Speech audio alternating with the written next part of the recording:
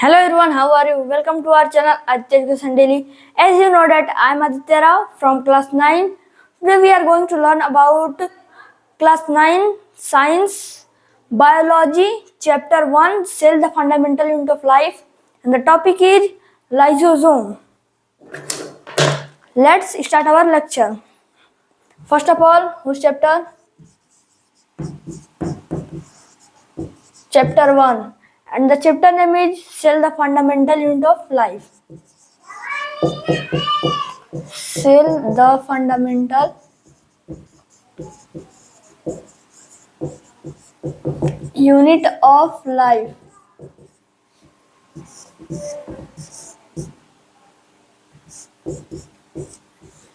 What is our topic? Our topic is lysosomes. चलिए शुरू करते हैं लाइसोसोम. पहले मैं लिख लेता हूँ, उसके बाद समझा देता हूँ. Lysosome was first discovered by D. Dewey in 1949. मतलब जो लाइसोसोम है उसको डिस्कवर किया था डी ड्यूव ने 1949 में. अब आप लोग पूछेंगे मैंने इतना बड़ा क्यों लिखा है. मेरे पे एक कमेंट आया था कि बोर्ड पे लिखा हुआ दिखाई नहीं दे रहा है, तो इसीलिए मैंने थोड़ा बड़ा बड़ा लिख दिया. चलिए देखते हैं अब इसकी आगे की स्टोरी. जो लाइसोसोम है पहली बार डिस्कवर किया था उसको डी ड्यूव ने और 1949 में. अब देखते हैं जो लाइसोसोम है किसमें पाए जाते हैं और किसमें नहीं पाए जाते हैं. चलिए लिखते हैं.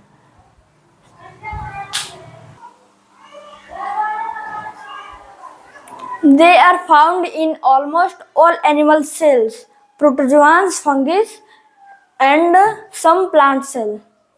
मतलब जो लाइसोसोम है वो लगभग सभी एनिमल सेल में पाए जाते हैं, जैसे प्रोटोजोआन्स हो गए, फंगिस हो गए और कुछ प्लांट सेल में. जितने भी प्लांट सेल है उसमें नहीं पाए जाते हैं, जितने भी एनिमल सेल है उसमें पाए जाते हैं, और कुछ जो प्लांट सेल में है उन्हीं में बस लाइसोसोम पाए जाते हैं. अब चलिए देखते हैं लाइसोसोम किसमें नहीं पाए जाते हैं.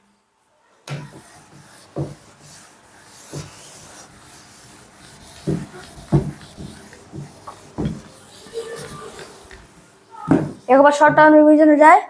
Lysosome was first discovered by de Duve in 1949.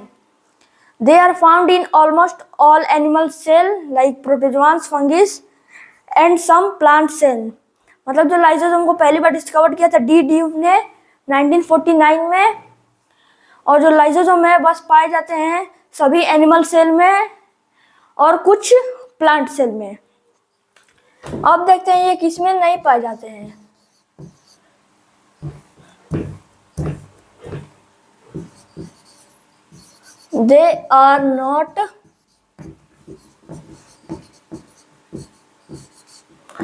They are not found in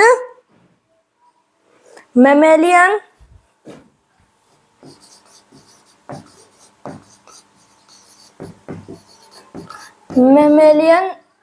RBCs. They are not found in mammalian RBCs and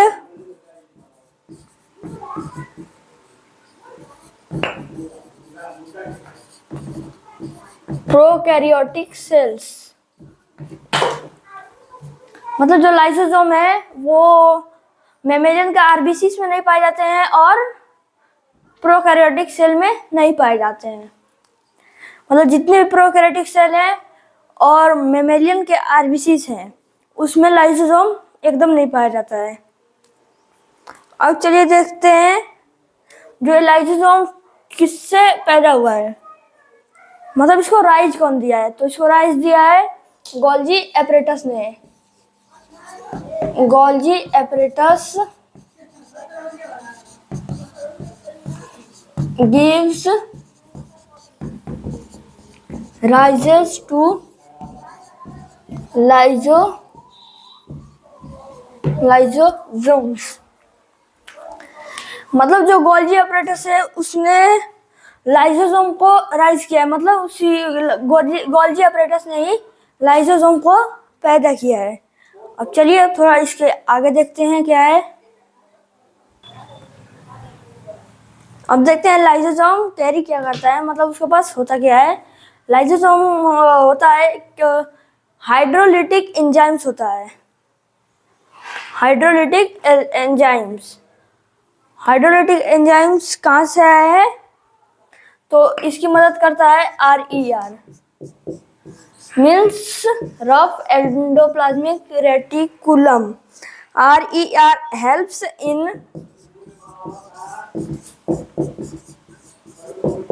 synthesis of membranes and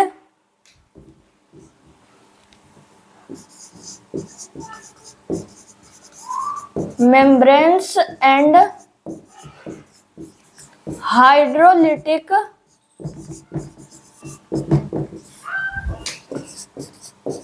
enzymes of lysosome।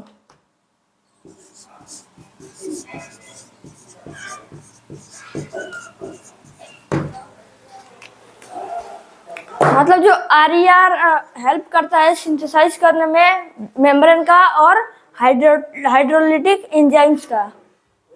मतलब जो ये रफ एंडोप्लाज्मिक रेटिकुलम है ये मदद करता है lysosome की, जिससे कि जो हाइड्रोलिटिक एंजाइम्स है और मेम्ब्रेन का जो सिंथेसिस है वो हो पाए। अब चलिए बढ़ते हैं अब इसके आगे नेक्स्ट टॉपिक।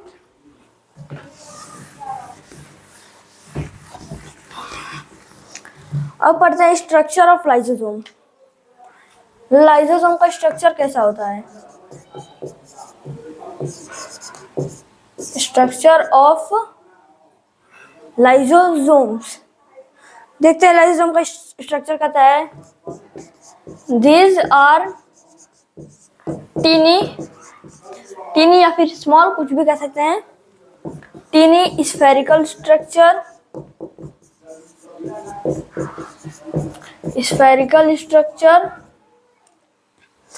फाउंड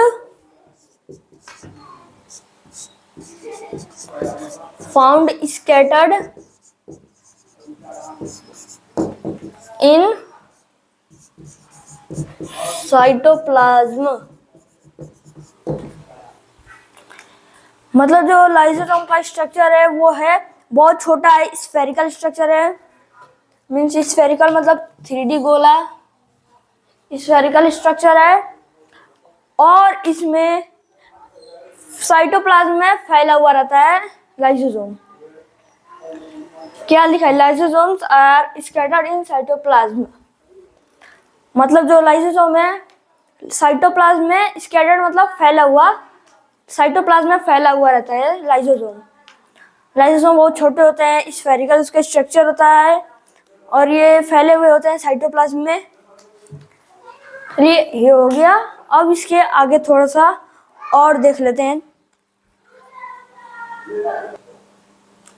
अब इसके आगे क्या है, इसके आगे lysosomes are covered with a unit membrane made up of lipids and proteins.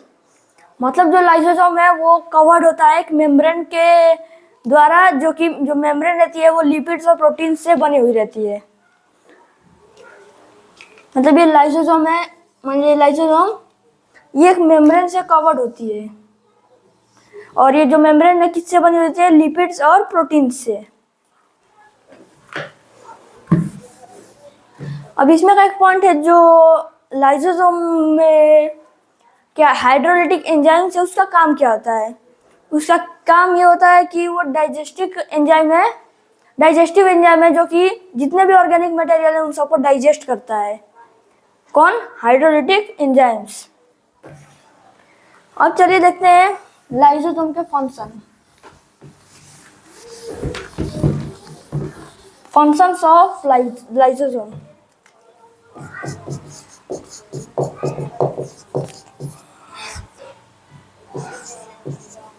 Functions of lysosome.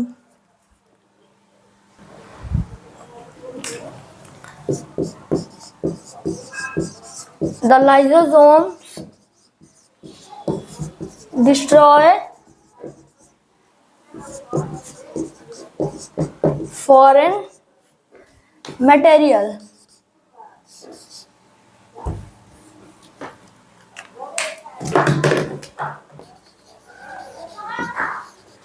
Foreign material like bacteria and virus, which enter the cell and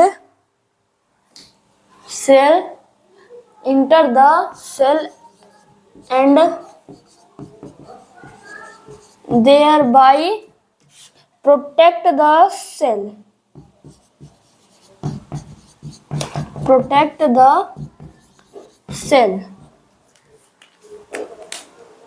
मतलब ये लाइसोसोम का फंक्शन क्या है? लाइसोसोम का ये फंक्शन है जो कि अगर वो डिस्ट्रॉय करता है फॉरेन मटेरियल को, जैसे बैक्टीरिया और वायरस को। मतलब जितने भी बाहरी मटेरियल है, जो बाहर से मटेरियल आते हैं, उसीलिए इसको फॉरेन मटेरियल कहा है। जितने बाहर से मटेरियल आते हैं उन सबको लाइसोसोम डिस्ट्रॉय करता है, मतलब खत्म कर देता है। फॉरेन मटेरियल जैसे कि बैक्टीरिया एंड वायरस। अगर ये वायरस और बैक्टीरिया अगर सेल के अंदर घुस जाएंगे तो क्या होगा, वो सेल को डैमेज कर सकते हैं, मतलब सेल को खराब कर सकते हैं। सेल को खराब ना करने के लिए लाइसोसोम उन लोगों को खत्म कर देता है पहले ही।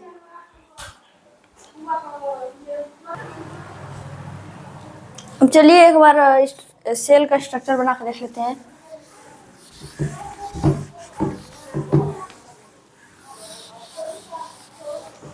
सेल का स्ट्रक्चर कैसे होता है एक बार देख लेते हैं।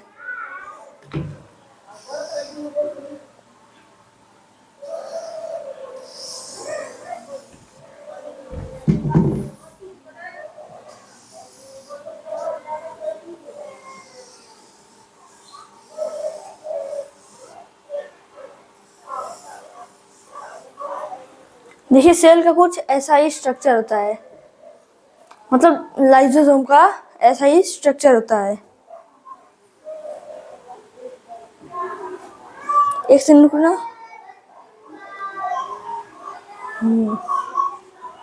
ऐसा ही लाइसोसोम का स्ट्रक्चर होता है। अब इसके अंदर डिटेल्स भरनी पड़ेगी, तो चलिए डिटेल्स भी भर लेते हैं। देख लीजिए लाइसोसोम का कुछ ऐसा ही स्ट्रक्चर होता है। अब इसको अगर डिटेल में पढ़ना हो तो कमेंट कर दीजिएगा, मैं इस पे नेक्स्ट वीडियो बना दूंगा।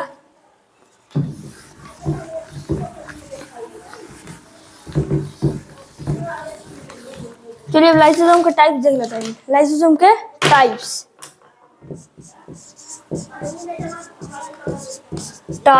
Of lysosomes.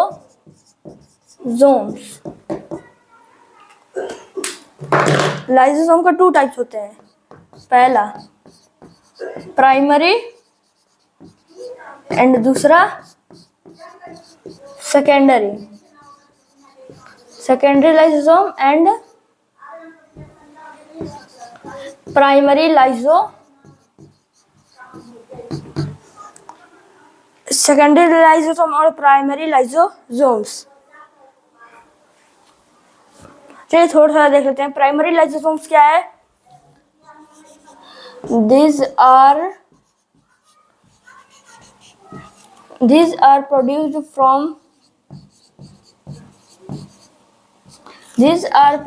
from Golgi apparatus।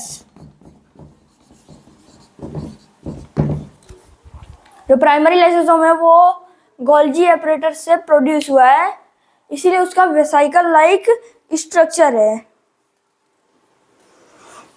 अब देख सकते हैं दूसरा सेकेंडरी वाले का। सेकेंडरी लाइसोसोम, ये सेकेंडरी लाइसोसोम प्रोड्यूस्ड हुए हैं लाइसोसोम के फ्यूजन से। लाइसोसोम्स के फ्यूजन से। और फ्यूजन किसके साथ हुआ है? वो हुआ है फैगोसोम के साथ। Phagosome.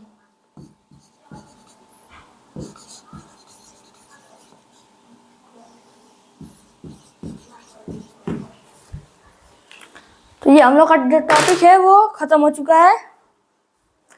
Thanks for watching this video. So please like, share, subscribe and comment. अगर आपको कुछ भी डाउट होगा तो कमेंट में बताइएगा। अगर कुछ नहीं दिख रहा होगा तो अब इससे बड़ा बड़ा लिख देंगे या फिर सब कैप्शन वैप्शन लगा देंगे। चलिए मिलते हैं अगले वीडियो में, तब तक के लिए धन्यवाद।